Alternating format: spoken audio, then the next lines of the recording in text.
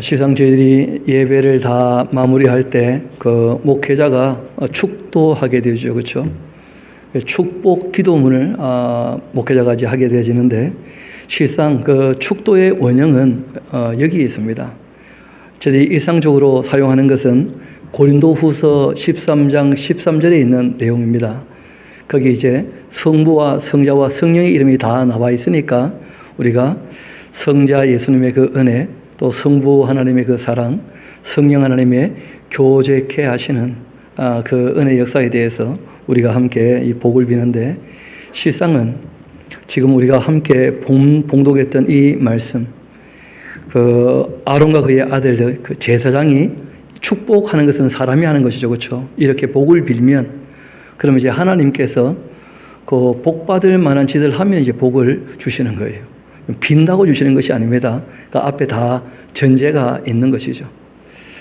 이번 실상 우리가 아침에 5장에 있는 앞부분까지 잠깐 살피게 되었는데, 우리는 그 오해를 할 수 있다는 거예요.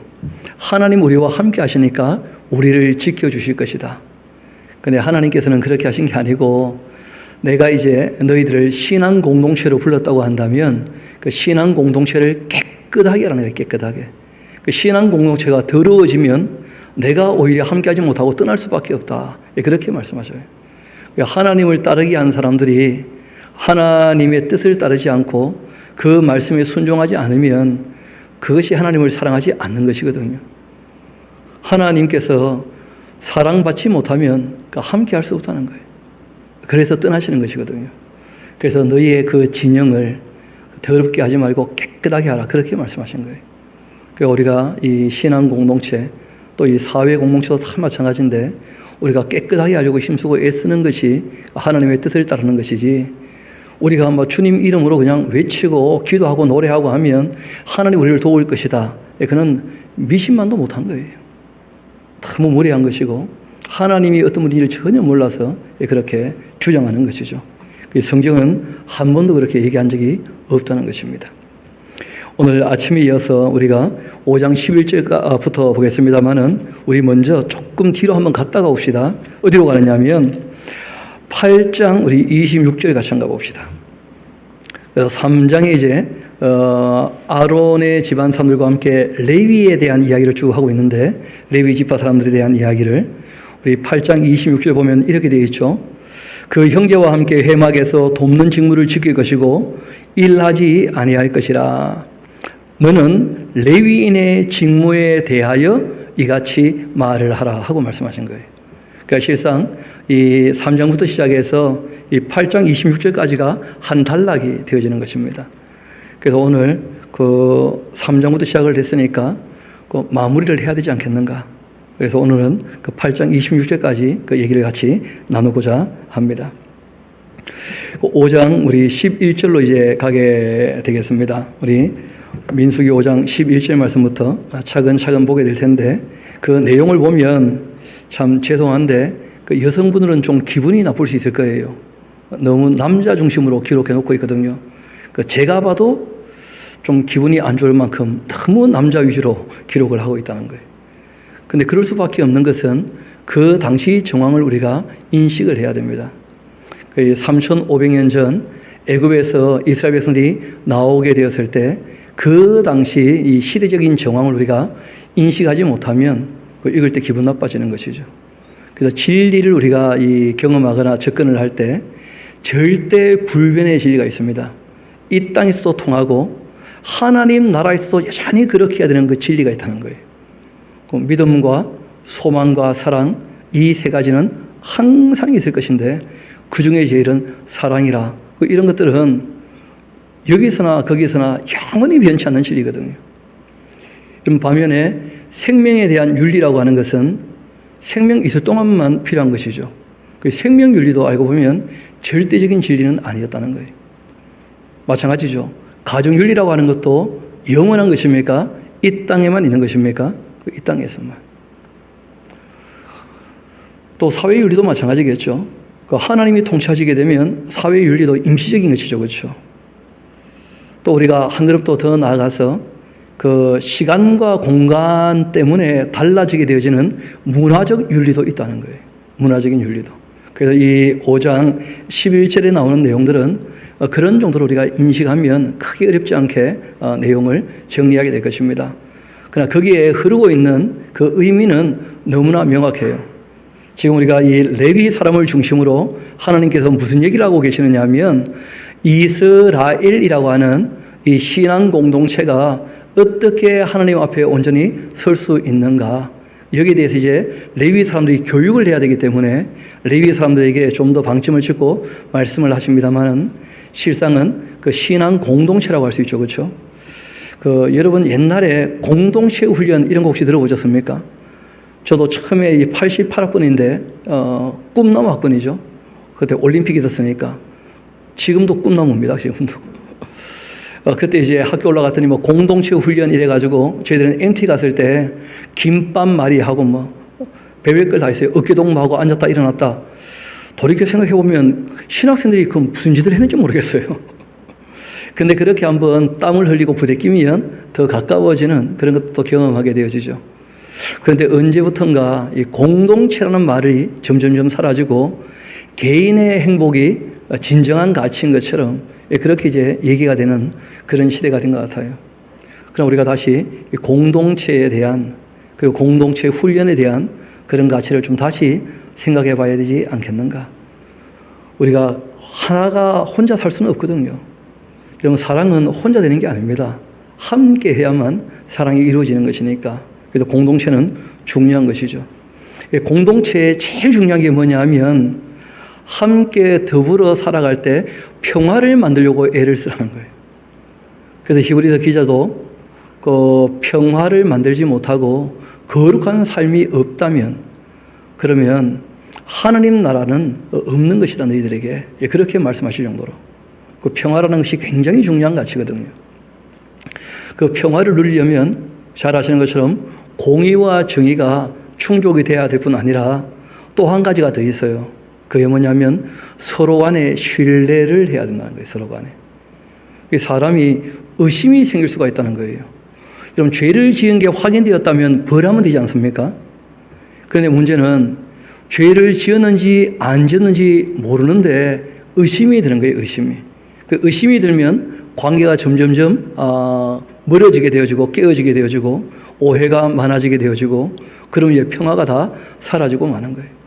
그래서 이 5장 11절에 나오는 이 쭉 의심을 밝히는 절차와 함께 의심의 소재라 하는 말은 그 의심의 소재 하니까 이게 또 말이 그런데 의심을 푸는 과정으로서 소재다. 그런 뜻입니다. 우리 한번 그 내용은 읽어봅시다. 그렇게 어려운 내용은 아닙니다. 여호와께도 모세에게 말씀하여 이르시되 이스라엘 자손에게 말하여 그들에게 이르라 만일 어떤 사람의 그 아내가 탈선하여 남편에게 신의를 저버렸고 이렇게 쭉 읽어나가니까 그 젊은 여성분들이 여자만 탈선합니까? 아니겠죠 당연히. 남자도 탈선하죠. 그런데 이 당시에는 이제 남성 중심으로 그렇게 기록될 수밖에 없었다. 그런 시대적 정황을 좀 이해해 주시면 고맙겠습니다.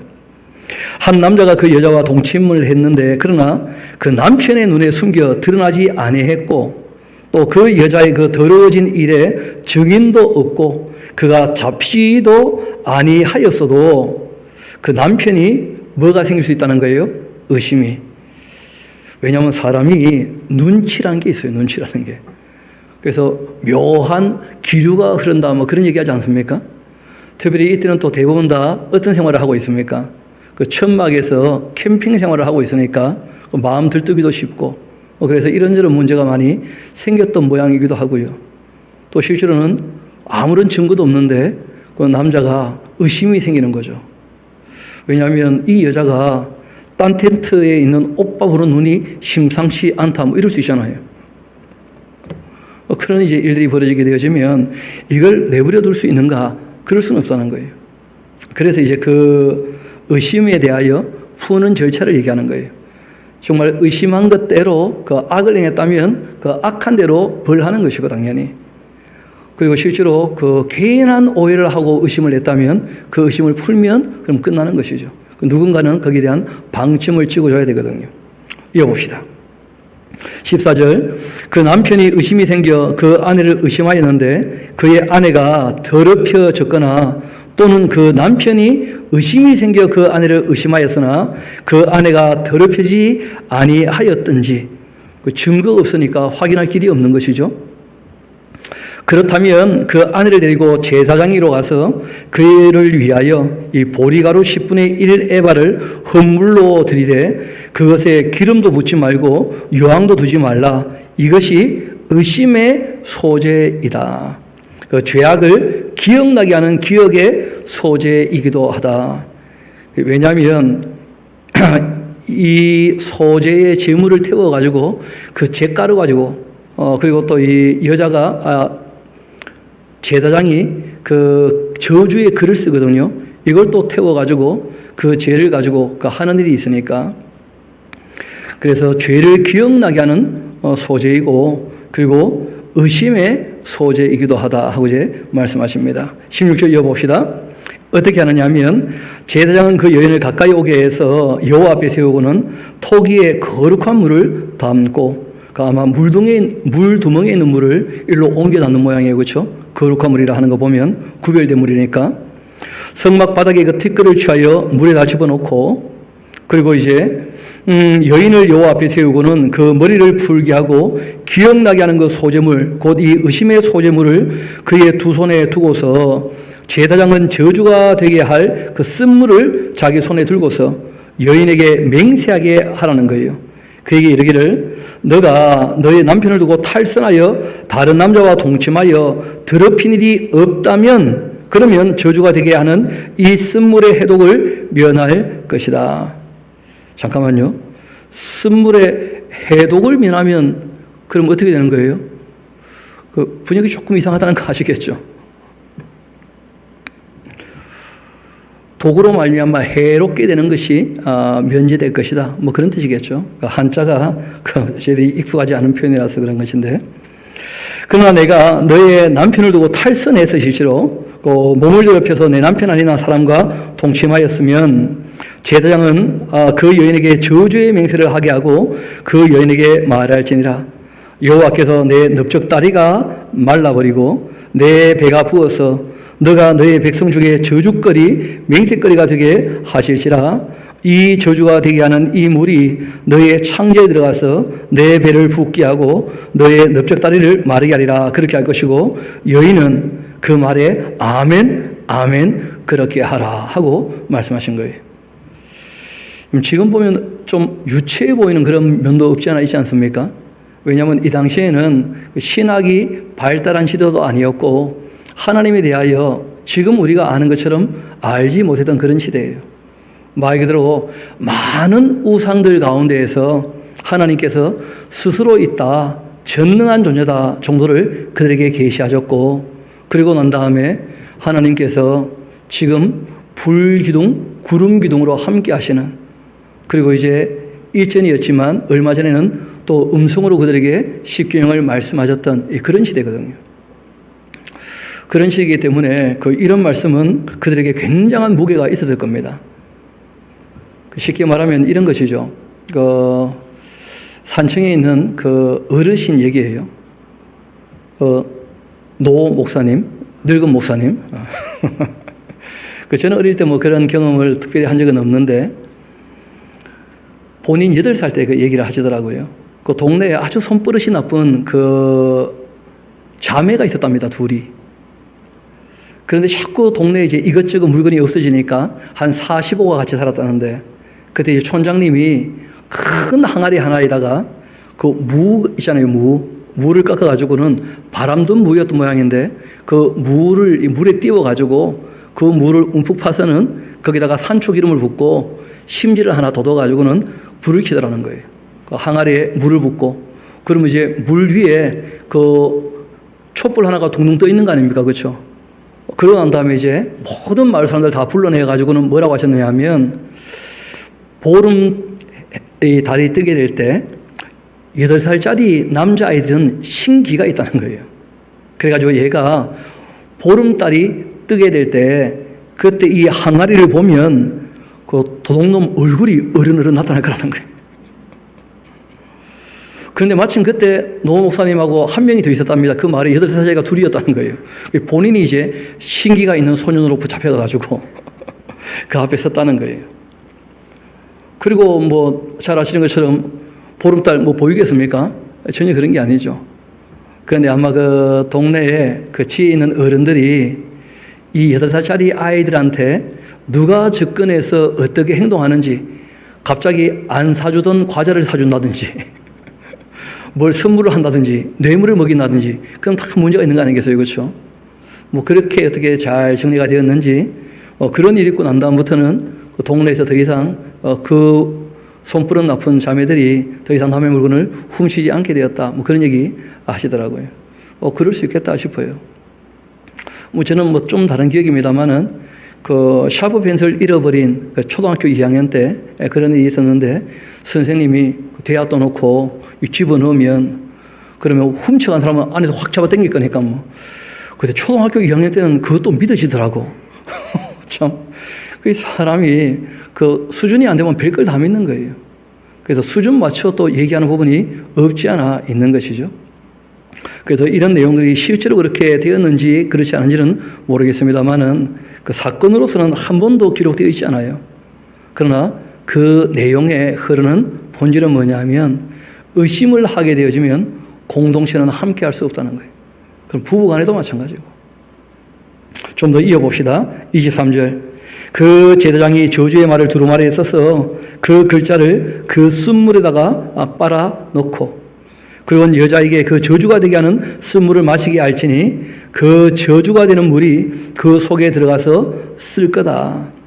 제사장이 먼저 그 여인의 손에서 의심의 소재물을 취하고 그 소재물을 여호와 앞에 흔들고서 제단으로 가지고 가서, 제사장은 그 소재물 중에서 한 움큼을 취하여 그 여자에게 기억나게 하는 그 소재물로 제단 위에 불사르고 그 후에 여인에게 그 물을 마시게 해봐라. 그 물을 마시게 한 후 만일 여인이 몸을 더럽혀 그 남편에게 범죄하였으면 그 저주가 되게 하는 그 물이 그 속에 들어가서 쓰게 되어서 그의 배가 붓게 되고 부풀게 되고 그 넓적다리가 마르게 될 텐데, 그 여인이 그 백성 중에서 저주거리가 될 것이니라. 그러나 여인이 더럽힌 일이 없고 정결하다면 그 해를 받지 않고 임신하게 될 거다. 이런 말씀하신 거예요. 그리고 우리가 조금 더 생각해 봅시다.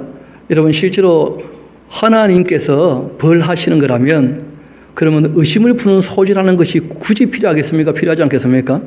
하나님께서 벌하시면 되잖아요. 그렇지 않습니까?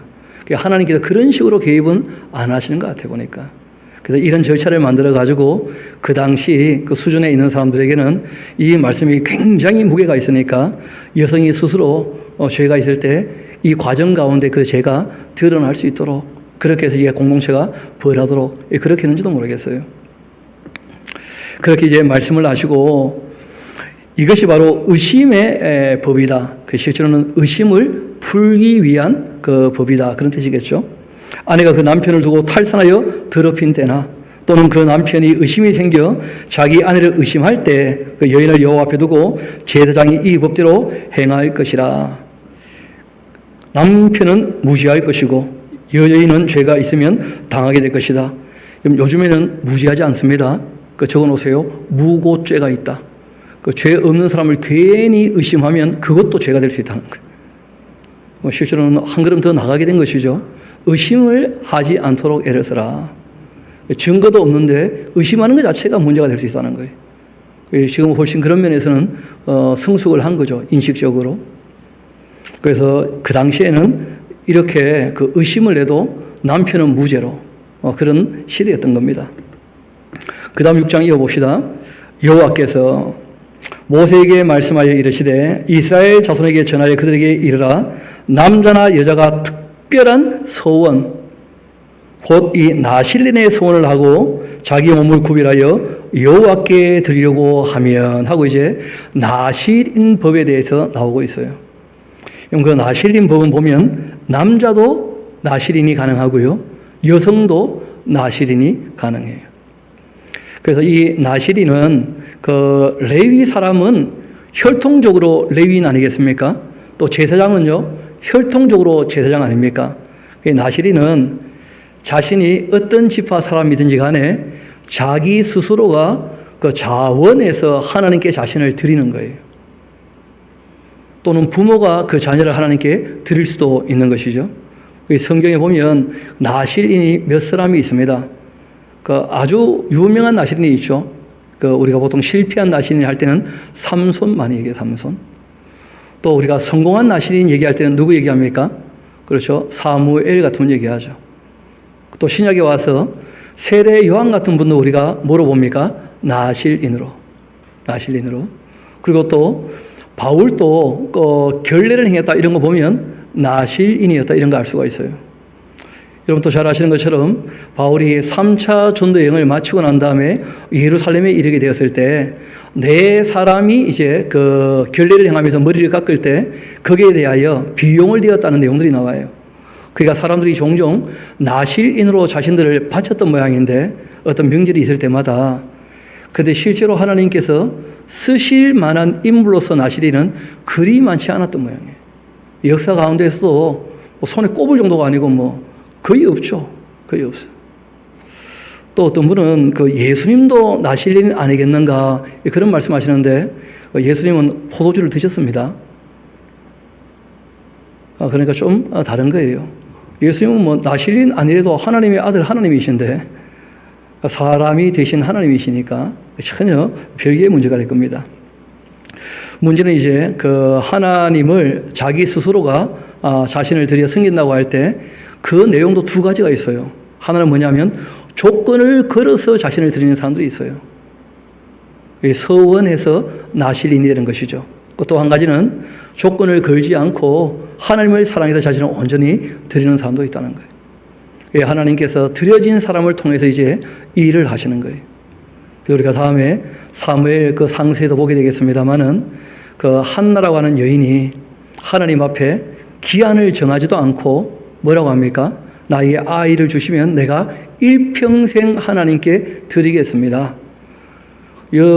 엄마가 하나님께 드렸다 할지라도 여러분 꼭 기억해야 될 것은 사무엘이 자기가 자기를 하나님께 드리지 않았다면 또 문제가 달라지는 거예요.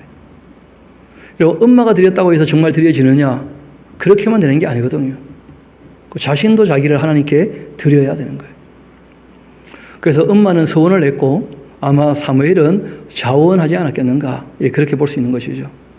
그리고 정말 일평생 그 하나님을 쓰셨던 어떻게 보면 나실인 중에 그 성공한 나실인이라 할 수가 있죠. 사무엘 같은 분, 또 이 신약에 와서는 세례 요한이나 또는 바울 같은 분. 그런 그 세 사람 이외에는 나실인으로 특별히 하나님께서 정말 쓰신 인물이 있는가? 그렇지 않을 수도 있겠다 하는 생각을 하게 됩니다. 일단 조금 더 봅시다. 자기 몸을 구별해서 여호와께 드리려고 하면 확실히 다른 사람 보기에 눈에 띄게 달라야 된다는 거예요. 제일 먼저 포도주와 독주를 멀리하고 포도주로 된 이 초나 독주로 된 초를 마시지 말고 포도즙도 마시지 말고 생포도나 건포도도 마시지 말지니 자기 몸을 구별하는 모든 날 동안 그 포도나무 솟아는 씨나 껍질도 먹지 말라. 그런 말씀하신 거예요. 그 옛날 어른들이 그 냄새도 맡지 마라 그런 말씀하신 게 있거든요. 냄새도 맡지 말라는 것은 아예 근처도 가지 말라 그런 뜻 아닙니까? 그렇죠? 그 냄새 맡는 게 죄가 됩니까? 왜냐하면 냄새는 날아오는 건데 그렇잖아요. 그러니까 이렇게 말씀하신 것은 절대 술 마시지 말라고 아주 강조를 하신 거예요. 포도의 씨나 껍질도 먹으면 안 된다. 이렇게 말씀하실 정도로. 자기 몸을 구별하는 동안에는 하는 거 보면 기한이 정해져 있기도 하고 또 일평생 드리기도 하고 그렇게 한 것이니까요. 그 서원을 하고 구별하는 모든 날 동안 삭도를 절대로 그 머리에 대지 말아라. 자기 몸을 구별하여 여호와께 드리는 날에 차기까지 그가 거룩한즉 그 머리털을 길게 자라게 할 것이며 이것이 또 조금 오해를 불러일으켰습니다. 그 삭도를 대지 말라 하는 말씀은 우리가 에스겔서 44장 그 20절에 우리 일단 한번 가봅시다. 에스겔서 44장 그 20절 같이 한번 가봅시다.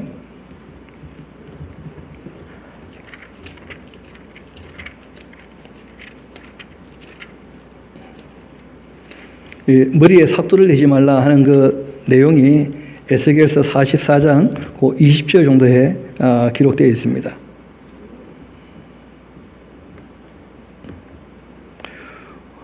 그들은 또 머리털을 밀지도 말며 또 머리털을요 길게 자라도록 그냥 내버려둬서도 안 된다는 거예요. 어느 정도는 그 머리털을 어떻게 하라고요? 깎아야 돼. 그러니까 다른 사람에 비해서는 머리털이 좀 길겠지만 삭도를 대지 말라는 말은 그 옛날 쓰던 말인데 배꾸친다 이런 말이 있습니다. 머리 그냥 싹 밀어가지고 머리를 말 그대로 하얗게 만드는 거죠. 머리카락 없이 그 배꾸친다 그런 얘기를 했었었는데 그렇게 하지 말라 그런 뜻입니다. 그러니까 머리카락이 길면 자르기는 자르는데 남들보다는 좀 더 길 수가 있어요. 근데 머리끝이라고 할 때 이쪽 끝이 아니고 두피에 붙어있는 머리끝이에요. 이 머리끝을 밀지 말라는 거예요. 삭도를 대지 말라 하시는 말씀은.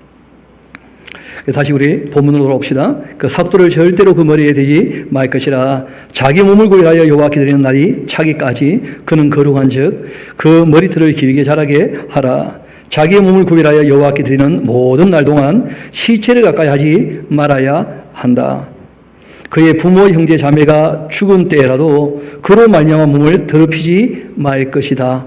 여러분 이 기준은 누구였느냐 하면 대제사장 같은 경우는 가족이 죽었을 때라 할지라도 그 가족의 시체로 자기를 부정하게 할 수 있답니까? 할 수 없답니까? 할 수 없다는 거예요. 그러니까 나실인은 삶의 기준이 적어도 누구처럼 되어야 된다는 거예요? 대제사장 정도로. 그렇게 이제 말씀하신 거예요. 그러니까 술을 절대 먹지 마라. 그리고 이제 삭도를 머리끝에 대지 마라. 머리카락 밀지 말라는 거죠. 그리고 이제 시체는 가족의 시체라 할지라도 그걸 손대서는 안 된다. 그런 거예요. 이는 자기의 몸을 구별하여 하나님께 드리는 그 표가 그 머리에 있기 때문이다. 자기의 몸을 구별하는 모든 날 동안 그는 여호와께 거룩한 자가 아니겠는가? 누가 갑자기 그 곁에서 죽어 스스로 구별한 자의 그 머리를 더럽히게 된다면 그 몸을 정결하게 하는 날 머리를 이때는 밀라는 거예요. 그리고 7째 날 밀 것이고 8째 날 산비둘기 2마리, 집비둘기 새끼 2마리를 가지고 회막문에 와서 제사장에게 줄 거고 제사장은 그 하나를 속죄제물로 하나를 번제물로 드려서 그 시체로 말미암아 얻은 죄를 속하고 또 그는 그날 그 머리를 성결하게 할 것이고 그리고 또 자기 몸을 구별하여 여호와께 드릴 날을 새로 정하고서 그 1년 된 순양 가져다가 속건제물로 드리라. 자기 몸을 구별한 때에 그 몸을 드렸으니까 지나간 기간은 뭐가 된다고요? 무효가 되고 만다. 그런 거예요. 여러분 자신을 하나님께 드렸지 않습니까? 그러면 이제 자신은 그 몸으로 살아가는 삶이 하나님께 그 봉사가 돼야 되겠죠. 그렇죠? 그런데 지금 옆에 누가 해가지고 왜 그런데 하다가 이 사람이 억 죽어버렸어요. 그럼 원치 않았지만 옆에 있는 사람이 갑자기 죽는 바람에 그 시체에 손 대게 되지 않습니까? 그러면 부정하게 되었다는 거예요. 그러니까 하나님께서 써야 되는데 하나님 손해봤잖아요. 그러니까 이제 속죄제와 그리고 번제와 속건제물 다 드려야 돼요. 그러고 난 다음에 이제 그 8일째 될 때는 어떻게 합니까? 머리를 싹 밀고 다시 이제 날을 정해가지고 자신을 하나님께 드려야 된다는 거예요. 그게 이제 나실인 법의 내용들입니다. 하나님께 자신을 드린다는 것인데요, 몸을. 이 나실인 할 때 그 나실이라는 말 자체가 구별되었다, 분리되었다, 뭐 그런 뜻이에요. 보통 이 땅에서 살아가는 삶과 분리된 삶이다. 그런 뜻이기도 하죠. 이어봅시다. 나신의 법은 이러하다. 자기 몸을 구별한 날이 차게 되면 그 사람을 회막문으로 데리고 가고 그는 여호와께 헌물을 드리되 번제물로 1년 된 흠없는 순양 한 마리와 속죄제물로 1년 된 흠없는 어린 양 한 마리와 화목제물로 흠없는 순양 한 마리와 무교병 한 강줄이 고운 가루에 기름 섞은 과자들 또 기름 바른 무교전병들과 그 소제물과 전제물을 드릴 것이고 제사장은 그것들을 여호와 앞에 가져다가 속죄와 번제로 드리고 또 화목제물로 순양의 무교병 한 강주를 아울러 여호와께 드리고 그 소제와 전제를 드릴 것이고 그리고 자기 몸을 구별한 그 나실인 회막문에서 자기의 머리털을 밀고 그 나시린 규례가 다 차도 이제 어떻게 됩니까? 끝낼 때 이제 우리들 또 한번 다 미는 거죠. 그것을 화목제물 밑에 있는 그 불에 둘지며 자기 몸을 구별한 나시린이 그 머리털을 민 후에 제사장이 삶은 순양의 그 어깨와 강주리 가운데 무기병 하나와 무기병 하나를 취하여 나시린의 그 두 손에 두고 여호와 앞에 요제로 흔들 것이며 그리고 그것과 흔든 가슴과 밭으로 올린 넓적다리는 선물이라 다 제사장에게 돌릴 것이고 그 후에 나시린은 이제 나시린이 아니게 되었으니까 포도주를 마실 수 있다 이렇게 말씀하신 거예요. 그러니까 나시린으로서 자신을 드렸을 때 그리고 드린 기간이 다 찼을 때 이제 또 어떻게 해야 되는지 거기에 대한 내용들을 다 말씀하고 있는 것입니다. 여러분 지금도 그 자신의 삶을 하나님께 드리겠다는 사람들 가끔 있습니까? 없습니까? 아마 신학생들은 대부분 다 그런 사람들 아니겠는가 싶기도 해요. 그런데 성경에 보면 그 예언자들의 음성에 그런 말씀도 있습니다. 이 악한 사람들이 나시린이 되어서 자신을 하나님께 드렸다 하고 좀 표나는 삶을 살면 그걸 못 봐준다는 거예요. 그래가지고 어떻게 해서라도 술을 먹이려고 끌고 와서 술을 먹이면서 아주 못된 짓을 한다는 거예요. 거의 이 땅에서 하나님을 사귀어 산다는데 세상 사람들은 그것을 못 봐주는 일들도 있다는 거예요. 아침에도 잠깐 언급드렸습니다만은 지금 거의 미신적으로 신앙생활 하던 사람들이 악령에 씌었는지 전혀 이 악하게 오히려 이 사회를 향하여 일을 하게 되는데 그런데 남들이 보기에는 다 교인이라 그러지 않습니까? 그것 때문에 이제 모든 교회도 욕먹을 뿐 아니라 실제로 누가 욕을 먹고 있습니까? 하나님께서. 이 세상 사람들은 기회다 싶어서 막 말을 함부로 하는 모양이에요. 그럴 때 우리가 어떤 자세를 취해야 될 것인가? 맞서 싸우면 안 됩니다. 여러분, 남들이 욕을 하면 욕을 먹어야 됩니다. 미안하다. 내가 한 짓은 아니지만 정말 미안하다. 그런데 이 사람들이 한 걸음 더 나가서 하나님을 욕할 때는요, 그 얘기해야 됩니다. 그건 아니지.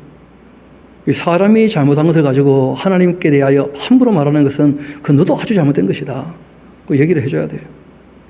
그리고 내가 신앙인이니까 내가 바르게 하려고 애를 쓸 테니까 나를 좀 봐다오. 그렇게 얘기하는 정도로 해서 다투지 말고 말을 끝내버려야지. 거기에 대해서 너가 오해가 많다. 교회는 원래 그런 게 아닌데 하면서 얘기를 해봤자 안 통합니다. 그래서 무슨 말하면 참 미안하다. 하나님은 사랑이신데 사람들이 참 부족해서 여러 가지로 잘못하고 있다. 참 미안하다 하고 한마디 하면 딱 정리가 됩니다. 받아들이면 아무 문제가 안 되는 것이니까요. 그 정말 우리가 또 바르게 하려고 애를 써야 되겠죠. 문제는 같은 믿는 사람들끼리도 정말 말씀을 따라 바르게 살려고 하는 사람들 못 빠지는 수가 얼마든지 있다는 거예요. 이 성경은 타락하면 점점 그렇게 된다 하는 말씀을 하고 있는데 정말 우리가 주의해야 될 부분이기도 합니다. 또 21절 읽어봅시다. 이것이 곧 서원한 나시린이 자기 몸을 구별한 일로 말미암아 여호와께 그 헌물을 드림과 행할 법이며 이 외에도 힘이 미치는 대로 하려니와 그가 서원한 대로 자기 몸을 구별하는 법을 따라 할 것이니라. 그러니까 하나님께 자신을 드려 하나님을 섬기는 하나님께서 사랑을 받으신다면 하나님 쪽에서도 얼마든지 사랑할 마음이 있다는 거예요. 실제로 하나님께서 사랑을 하고 계시거든요. 의인과 악인에게 똑같이. 그러나 하나님께서 정말 원하시는 것은 그 사람들이 하나님을 사랑하며 하나님께 나오기를 원하신다는 거예요. 그래서 이 나시린 법이 있고 난 다음에 하나님께서 말씀하신 것이죠. 이어봅시다. 여호와께서 모세에게 말씀하여 이르시되 아론과 그 아들에게 말하여 이르라. 너희는 이스라엘 자손을 위하여 이렇게 복을 빌어 주어라. 이르되 여호와는 너희에게 복 주시고 너를 지키시기를 원하고 또 여호와는 그 얼굴을 내게 비추사 은혜 베푸시기를 원하며 여호와는 그 얼굴을 내게로 향하여 드사 평강 주시기를 원하노라. 아멘. 그렇게 하라는 거예요. 바라기는 저도 여러분도 다 하나님이 주시는 그 참된 복과 하나님이 지켜주시는 그 보호하심과 하나님의 은혜가 늘 임하게 되기를 소망합니다. 그러려면 누군가는 하나님께 자신을 드려 하나님 앞에 수고하고 봉사해야 돼요. 그럼 하나님께서 공동체에게 복을 주시는 거예요. 공동체에게. 그래서 그런 말씀을 쭉 하고 계시는데 제가 생각할 때는 저도 그렇습니다. 신학생만 하나님께 자신을 드렸는가? 유아 세례한다는 것이 실제로 부모가 하나님께 그 자녀를 드리는 것이 아니겠는가? 또 우리가 하나님 앞에 세례를 받았다면 그 물과 성령으로 거듭난 사람 아닙니까? 그렇죠? 아버지와 아들과 성령의 이름으로 세례를 주고 그래서 회개하여 죄 사함 받고 정말 하나님의 그 사랑과 은혜가 믿어져서 세례함으로 자신을 드린 사람이라면 그러면 정말 다 나실인처럼 살아가야 하지 않겠는가? 우리 한번 이 나실인에 대한 그 신약의 해석을 우리 한번 보면 좋겠습니다. 우리 고린도 후서 5장 같이 한번 가봅시다. 바울이라고 하는 분이 그 얘기했던 내용들이 있는데 고린도 후서 우리 5장 같이 한번 가봅시다.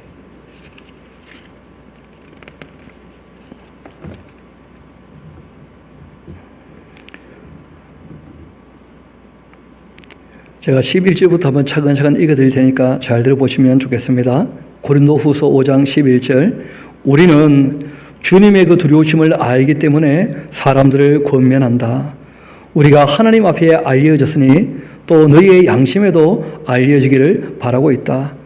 우리가 다시 너희에게 자천하는 것 아니고 오직 우리로 말미암아 자랑할 기회를 너희에게 주어 마음으로 하지 않고 외모로 자랑하는 자들에게 대답하게 하려고 하는 것이다.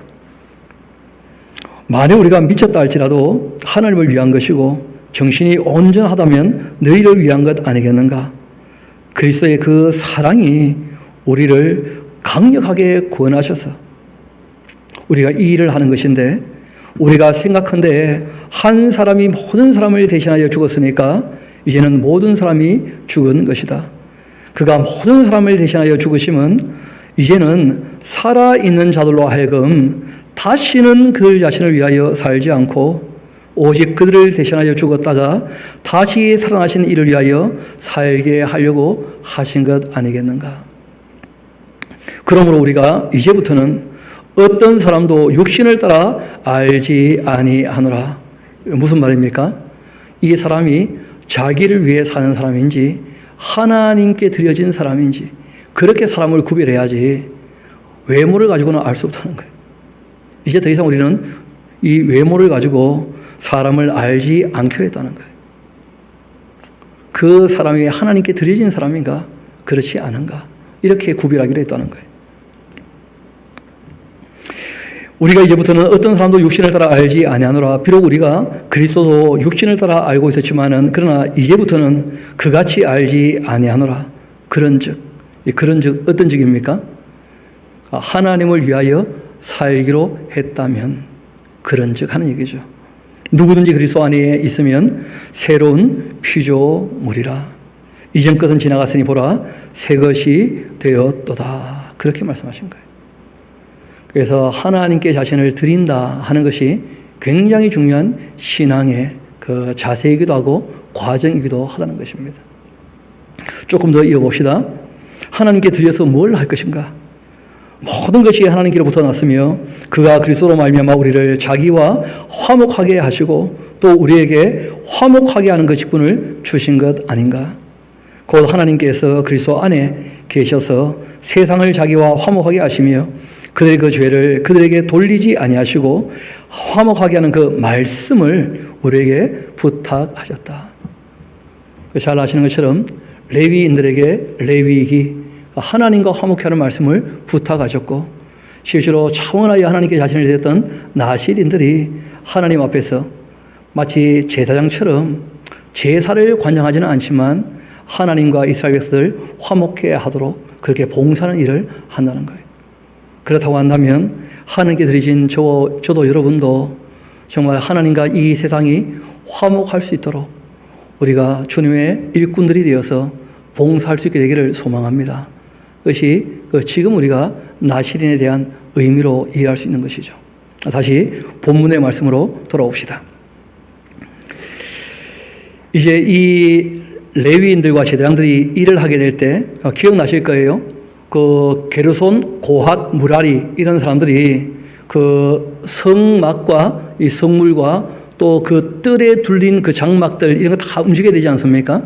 그래서 그 장막과 줄을 거두어서 움직이는 게르손, 그리고 이제 성막 안에 있는 성물을 이제 옮기는 그 고핫, 그리고 이제 온갖 널빵과 기둥과 제일 무거운 것들을 나르게 되는 이 사람들이 그 일을 하려면 그러면 그 무거운 것은 사람이 다 들고 다닐 수가 없거든요. 그러니까 이제 하나님께 12지파가 똑같이 십시일반으로 그 헌물을 드리는 거예요. 헌물을 드리고 그리고 난 다음에 제물을 드리게 되어집니다. 그 과정들이 쭉 나와 있는데 결국 이제 드렸던 헌물을 가지고 함께 그 성막을 옮기는데 사용을 하는 거예요. 그러니까 하나님의 일을 할 때 일을 할 수 있도록 돕고 협조하면서 이제 같이 일을 해야 일이 되는 것이니까요. 우리 한번 앞부분을 봅시다. 모세가 장막 세우기를 끝내고 그것에 그 기름을 발라 거룩하게 구별하고 또 그 모든 기구와 제단과 그 모든 기물에 그 기름을 발라 거룩히 구별한 날 이스라엘 지휘관들 곧 그들의 그 조상의 가문의 우두머리 드리고 또 그 지파의 지휘관으로서 그 계수함을 받은 자의 감독된 자들이 헌물을 드렸는데 그들이 여호와께 드린 그 헌물은 덮개가 있는 수레 6대 그리고 또 소 12마리 지휘관 또 2사람의 수레가 하나씩이었는데 지휘관 한 사람의 소가 한 마리씩이었다. 그것들을 장막 앞에 드린지라 여호와께서 모세에게 이런 말씀하십니다. 그 수레 6대와 그 다음에 이제 일하는 소 12마리를 바치니까 헌물로 여호와께서 모세에게 말씀하여 이르시되 그것을 그들에게서 받아 레위인에게 주어서 각기 직임대로 회막공사에 쓰게 그렇게 하라. 모세가 이 수레와 소를 받아 레위인에게 주었는데 게르손 자손들에게는 그들의 직임대로 수레 2개, 소 4마리. 왜냐하면 휘장과 줄이니까 그리 무거운 것들은 아니에요. 그렇지만 사람이 들고 옮기기에는 꽤 무거운 것이죠. 그러니까 이제 그 수레와 소를 준 겁니다. 또 무라리 자손들에게는 그들의 직임대로 수레 4개와 소 8마리. 왜 그렇죠? 훨씬 더 무거운 것들을 이제 옮겨야 되니까요. 널빵과 기둥들을. 그렇게 주고 제사장 아론의 아들 이다말에게 감독하게 했고 또 고앗 자손에게는 주지 않았다는 거예요. 그러니까 성막 봉사라고 할 때 딴 게 아니고 성막을 늘 해체해서 이제 옮기고 다녀야 되거든요. 그리고 또 다시 도착하면 다시 조립을 다 해야 되니까 그 아침에 읽을 때는 고앗이 굉장히 부러웠거든요. 제일 가볍구나 싶었는데 알고 보니까 제일 불쌍하죠. 그렇죠? 수레에 못 싣고 다 들고 다녀야 되니까. 그렇게 이제 이 일을 다 맡기신 겁니다. 고앗 자손에게는 주지 아니했는데 그들의 그 성소의 직임은 그 어깨로 다 메고 다녀야 되는 거예요. 성물들이기 때문에. 그렇게 일을 하는 까닭이었다. 제단의 기름을 바르던 날 지휘관들이 제단의 봉헌을 위하여 헌물을 가져다가 그 헌물을 제단 앞에 드렸고 여호와께서 모세에게 이르시기를 지휘관들은 하루 한 사람씩 제단에 또 봉헌물을 드려라. 그러니까 헌물과 함께 제물을 또 갖고 왔어요. 하나님 앞에 예물들을. 그래서 이제 예물을 드리는데 이거는 뭐 집에 가서 읽어보셔도 되고 그렇지 않아도 괜찮습니다만은 첫째 날부터 그 12째 날까지 그 하나님 앞에 나와서 예물을 드렸던 사람들 이름만 다르고요. 내용은 똑같아요. 그래서 이런 내용들을 우리가 뭐 지금 여기서 같이 읽을 필요는 없습니다. 왜냐하면 훈련은 반복 같은 것이어서 이게 계속 반복적으로 나오는 것이기도 하다 뭐 누가 그렇게 해석하기도 하시던데 그 실상은 12지파가 실제로 다 그렇게 했기 때문에 그렇게 기록이 된 것이죠. 지금 우리가 뭐 훈련하는 그런 시간들은 아니기 때문에 그렇게 제물을 다 드렸다 하는 건 우리가 알면 되겠고 84절 같이 가봅시다. 이는 곧 제단에 기름 바르던 날 그 이스라엘 지휘관들이 드린 바 제단의 봉헌물이라 은쟁반이 또 12개고 은바리가 12개고 금그릇이 12개였는데 은쟁반은 각각 130세겔 무게고 은바리는 각각 70세겔 무게였다. 세겔은 한 11.5g쯤 됩니다. 4일 동안 일하면 은 11.5g을 준 거죠. 그쯤 되는 것인데 그러니까 130세겔 하게 되어지면 그러면 뭐 얼마쯤 됩니까? 100에 10 하면 그 1kg 조금 더 넘는 거죠. 그렇죠? 1.5kg쯤 되는 것이고 70세겔 하게 되어지면 그러면 700g, 800g쯤 되는 것이죠. 그 정도 무게라 성소의 세겔로 모든 기구의 은이 모두 2,400세겔이었다. 또 그 향을 채웠던 또 향을 채운 금그릇이 12인데 성소의 세겔로 각각 10세겔 정도의 무게였다. 그 그릇의 금이 모두 120세겔이었다. 그러니까 한 개는 그 무게가 한 100g 조금 넘는 것이죠. 그렇죠? 또 이 번제물로 그 수송아지가 12마리, 순양이 12마리, 1년 된 어린 순양이 12마리, 또 그 소제물이고 속죄제물로 순염소가 12마리였고 화목제물로 또 수소가 24마리, 순양이 60마리, 이 순염소가 60마리, 1년 된 어린 순양이 60마리라 이는 제단의 기름 바름으로 드린 이 제단의 봉헌물들이었다 하면서 결산을 다 기록하고 있습니다. 이렇게 모세가 회막에 들어가서 그 여호와께 말하려 할 때 증거계 위, 속죄소 위 두 그룹 사이에서 자기에게 말씀하시는 목소리를 이 모세는요 직접 들었다는 거예요. 여호와께도 그에게 말씀하심이었다. 그래서 우리가 히브리서 가보면 예수님께도 말씀을 완성하시기 전까지는 선지자들에게 어떻게 하셨다는 거예요? 여러 부분, 여러 모양으로 말씀하셨다. 그런 이야기가 있습니다. 그래서 구약에서는 참 하나님께서 다양한 방법으로 말씀하셨는데 모세하고는 직접 말씀하셨어요. 직접. 굉장히 특별한 사건이었죠. 8장 읽어봅시다. 여호와께서도 모세에게 말씀하여 이르시되 아론의 말하여 이르라 등불을 켤 때 7등잔을 등잔대 앞에 비추게 그렇게 하라. 그렇게 하셨고 아론이 그리하여 등불을 등잔대 앞으로 비추도록 켰는데 여호와께서 모세에게 명령하심과 똑같았다. 이 등잔대의 제작법은 이러하니 곧 금쳐서 만든 것인데 밑판에서 그 꽃까지 쳐서 만든 것이라. 모세가 여호와께서 자기에게 보이신 그 양식을 따라 이 등잔대를 만들었더라. 그 출애굽기에 있는 말씀 중에 한 부분이죠, 그렇죠? 등잔대에 대한 말씀이 또 따로 한번 기록되어져 있습니다. 그리고 이제 5절 봅시다. 여호와께서 모세에게 말씀하여 이르시되 이스라엘 자손 중 이제 레위인을 데려다가 정결하게 하라. 너는 이같이 하여 그들을 정결하게 하되 곧 속죄의 물을 그들에게 뿌리고 그들의 그 전신을 삭도로 밀게. 그러니까 처음 레위인들을 바칠 때는 마치 누구처럼 생각하는 거예요? 나시린처럼 몸의 털을 싹 다 밀라는 거예요. 그리고 그 의복을 빨게 하고 몸을 정결하게 하라. 또 그들에게 이 수송아지 한 마리 번제물로 기름 섞은 고운 가루를 고소물로 가져오게 그렇게 하라. 레위인을 회막 앞에 나오게 하고 이스라엘 자손의 온 회중을 다 모아라. 그리고 레위인을 여호와 앞에 나오게 하고서 이스라엘 자손이 그들에게 안수하게 한 후, 그 다음 중요합니다. 우리 11절은 같이 한번 읽어봅시다. 시작. 아론이 이스라엘 자손을 위하여 레위인을 흔들어 바치는 제물로 여호와 앞에 드릴지니 이는 그들에게 여호와께 봉사하게 하기 위함이었다. 실제로 누가 제물이었다는 거예요? 레위인이 제물이었다는 거예요. 하나님께 제물로 바쳐졌으니까 그러니까 더 이상 자기는 자기의 것이 아니라는 거예요.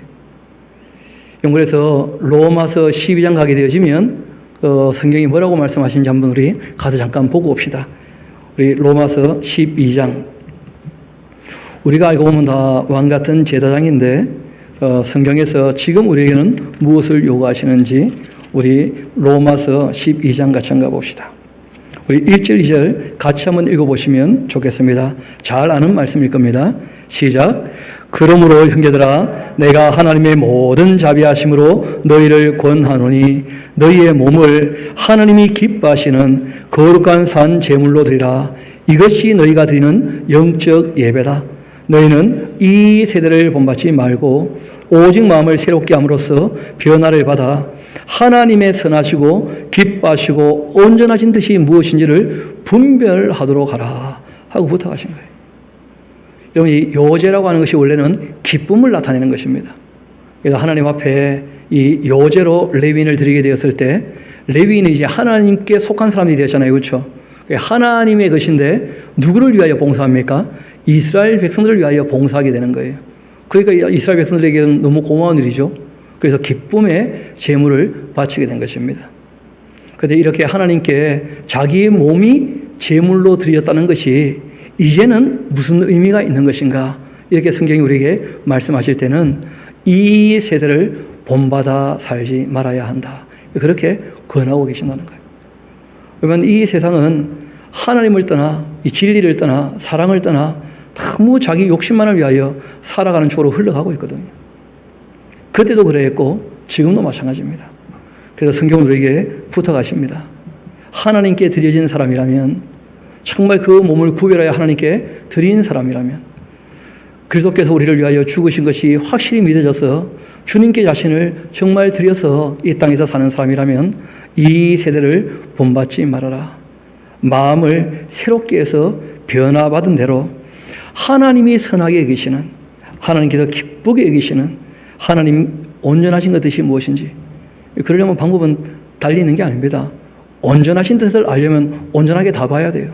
처음부터 끝까지. 그렇지 않습니까?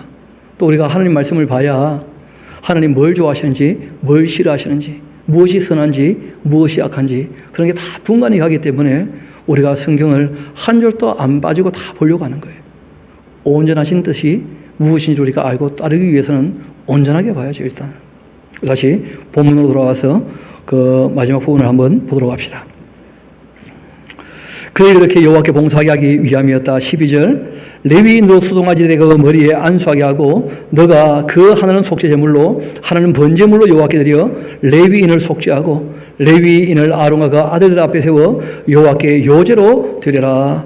너는 이같이 14절 이스라엘 자손 중에 레위인을 구별해라. 그렇게 하면 그들이 나에게 속할 것인데 내가 그들에게 정결하게 하여 요제로 드린 후에 그들이 회막에 들어가 봉사할 것인데 그들은 이스라엘 자손 중에서 나에게 온전히 드린 바 된 사람들인데 이스라엘 자손 중 모든 초대생 곧 모든 처음 태어난 자 대신 내가 그들을 취한 것 아니겠는가? 이스라엘 자손 중에 처음 태어난 것은 사람이든지 짐승이든지 다 나에게 속하였으면 내가 애굽 땅에서 모든 처음 태어난 자를 치던 날 그들을 내게 구별했기 때문이다.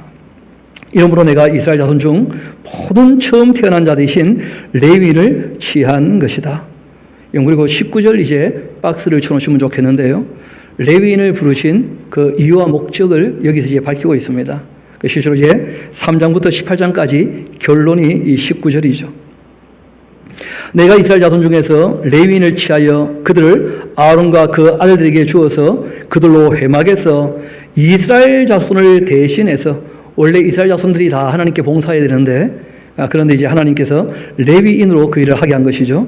이스라엘 자손을 대신하여 봉사하게 하며 그뿐 아니라 또 이스라엘 자손을 위하여서 속죄하게 한 것이다. 그러니까 이 레위인은 하나님을 위하여 그리고 실제로 사람들에게도 어떻게 하는 존재입니까? 봉사하는 존재. 그러려고 부르셨다는 거예요. 그렇게 하였나니 이는 이스라엘 자손이 성소에 가까이 할 때 그들 중에 재앙이 없게 하려고 그렇게 한 것이다. 하나님과 서로 사랑이 이루어진다면 재앙이 있겠냐는 거예요. 그래서 그런 일이 있지 않도록 레위인이 이제 하나님께 드린 사람이 되었으니까 하나님께서 파송하신 보내신 사람이 되었으니까 하나님 맡긴 일들을 잘 감당하면 좋겠다. 또 레위인뿐 아니고 자신을 스스로 들여서 이 일을 하고자 하는 나실인들도 마찬가지 뭐 그런 것이죠. 그리고 모세와 아론과 이스라엘 자손의 그 온 회중의 여호와께서 레위인에 대하여 모세에게 명령하신 것 다 따라서 레위인에게 행하였으되 곧 이스라엘 자손이 그와 같이 그들에게 행하였더라.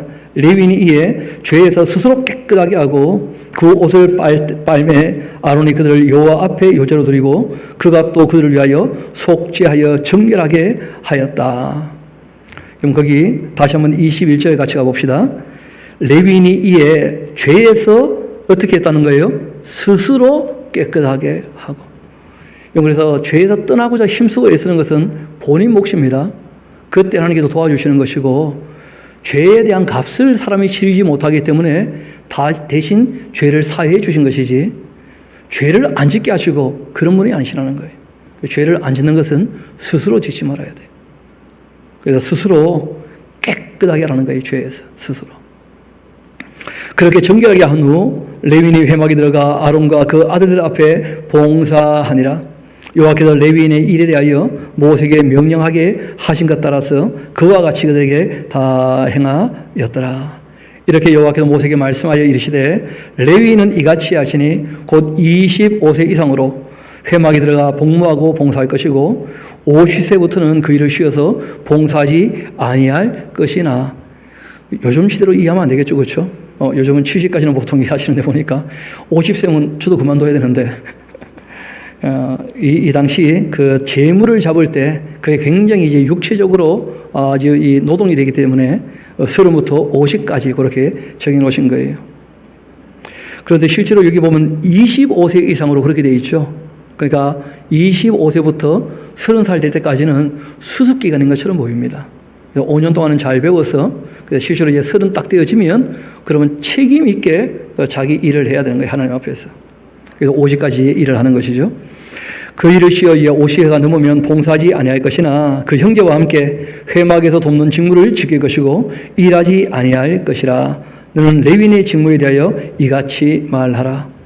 특별히 레위인들은 말씀드린 것처럼 그 성막 안에 있는 모든 기구들과 또 이 성막과 또 모든 이 뜰에 있는 그 휘장들 또 기둥들 이거 다 옮겨야 되니까 50 넘으면 그는 이제 육체 노동에 대해서 면해 주겠다. 뭐 그런 것으로 말씀을 하신 것입니다. 그래서 우리 오늘 그 레위인에 대해서 특별히 말씀하셨던 내용들을 다 함께 정리하게 되었는데 꼭 기억합시다. 하나님은 우리에게 복을 내리기를 원하시는 분이시라는 거예요. 그리고 하나님께서 복 주실 때 하나님의 사람들이 축복, 복을 어떻게 하라는 거예요? 빌라는 거예요. 하나님의 복을 빌려고 한다면 하나님께서 기뻐하시고 하나님께서 선하게 여기시고 그 하나님의 뜻이 무엇인지를 온전하게 가르치는 것이 항상 중요합니다. 그래서 그 말씀을 따라 삶으로 우리 하나님께서 내리시는 그 온갖 복과 또 우리가 주님 말씀에 순종함으로 주님께서 우리를 지켜주시는 그 보호하심과 주님의 은혜 가운데 살아가는 저와 여러분 되기를 소망합니다. 우리 함께 기도하도록 하시겠습니다.